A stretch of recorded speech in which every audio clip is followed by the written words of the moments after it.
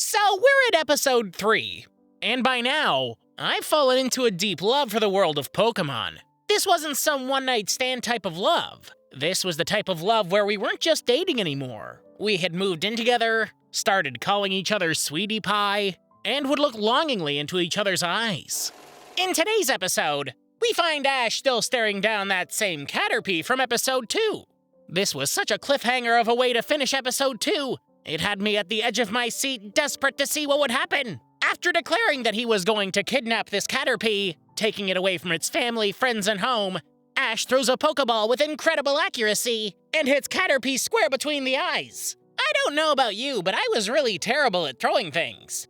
Well, not only did I not have any arms, but I couldn't aim for shit. And if Pokeballs cost like $200, man, I would only be able to afford like one. So I'd imagine I'd be throwing my single Pokeball, missing, running around the Pokemon to collect the Pokeball, and by that time, the Pokemon surely has slipped away. Just like every girl that makes eye contact with me across the aisle at the supermarket. I'm gonna be alone forever, aren't I? Anyway, I think a great Pokemon trainer is actually all about throwing accuracy. So Ash must have been playing Little League Baseball or something before starting this adventure, if his pilled-up mom could even get him to a game on time. Anyway, the kidnapping is complete, as Caterpie doesn't offer any resistance. Caterpie's a Buddhist, you see, so it believes what will be, will be. It knows that the next life will be better, and is at peace with the decision. Now, I would like to think the inside of Pokeballs are like small little day spas. Quiet and peaceful, a place to meditate and relax, with waterfalls and Peruvian flute music playing in the background. But the dark side of my brain thought it was probably like being shoved into a locker at school, hoping that the bully that shoved you in there would let you out. Now, Misty is still hanging around Ash, and she has a problem with Caterpie. Like most girls, she's scared of bugs. Now, don't be sexist. Many girls are scared of bugs. I didn't say all girls are scared of bugs. Go on, leave a comment about how sexist we are. Take us to the internet police. Jeez, what's wrong with the internet? Alright, so this next part of the episode drags on a lot, with Misty complaining about bugs and then Pikachu and Caterpie having a deep conversation about their dreams and deepest desires. This was ridiculous to watch because there were no subtitles, so we don't know what they were saying. They were just grunting to each other for like 3 minutes. So stupid. Let's just skip to the next cool thing, which was the next day, when a Pidgeotto appears. Another opportunity for Ash to kidnap a Pokemon from its family and friends. Pidgeotto is a far more badass Pokemon, which is cool to see at this stage of the story. The bird swats away the first Pokeball Ash throws at it with some real arrogance. And this is where we now learn that fighting a Pokemon to make it weaker makes it easier to catch. Again, it's still kidnapping, now just with some innocent physical abuse sprinkled on top. Ash, being the stupid fool that he is, knows nothing about Pokemon types. Which is weird, because you would assume he would have read about this before starting the journey.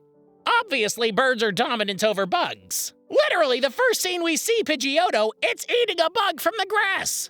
You think Ash should know this, but whatever. He sends Caterpie into the slaughter. Pikachu steps in to save Caterpie from being straight up murdered by electrocuting the bird. Ash takes advantage by throwing a Pokeball with great accuracy to kidnap the Pidgeotto. This was exhilarating! A true beating up of a wild Pokemon with the purpose to enslave it to fight for you! Oh boy! You can take animals for yourself by force! This is incredible! I think this must be what a dominatrix must feel like every day. Amazing! I can only dream. Team Rocket show up and do the whole choreographed surrender to the speed of light or whatever they say, and reveal to Ash and Misty that they actually want to steal Pikachu because it's extra rare.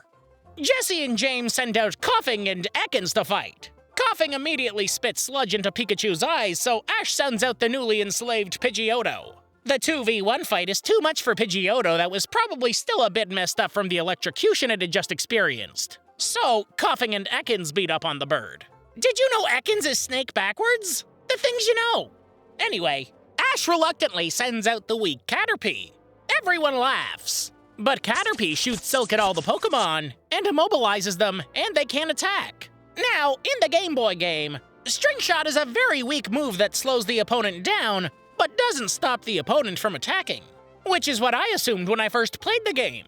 Don't be fooled like me with String Shot in the game. Anyway, String Shot was good enough in this battle today, and Team Rocket runs away to regroup. Ash claims his first victory as a Pokemon trainer, even though he totally misplayed that battle. Caterpie starts acting weird and shoots silk all over itself. Yep, Caterpie sprays all over itself with a warm, white, sticky bodily fluid. Ugh. Caterpie's actually evolving into the cocoon stage of its life, Metapod, the most useless of all the Pokemon. Misty starts to show that she has a little innocent girl crush on Ash because of how much he cares for his Pokemon. This is sweet, but sorry Misty, Ash isn't into girls. So this episode had some serious highs and lows. Ash enslaving 2 Pokemon, a way too long Pikachu and Caterpie therapy session, Ash's first victory, and a hot, white, sticky finale. Throw in a bit of will they won't they energy between Misty and Ash. Like Ross and Rachel, or Mulder and Scully, or Kermit and Miss Piggy. This show has it all, and I'm in deep love. I want to hunt animals to enslave them for the rest of their pathetic lives. Bring on episode 4. Did you enjoy our inDERPretation of episode 3? Don't forget to subscribe to see our take on even more episodes. Things are only going to be getting sexier. Or maybe not. You'll have to wait and see.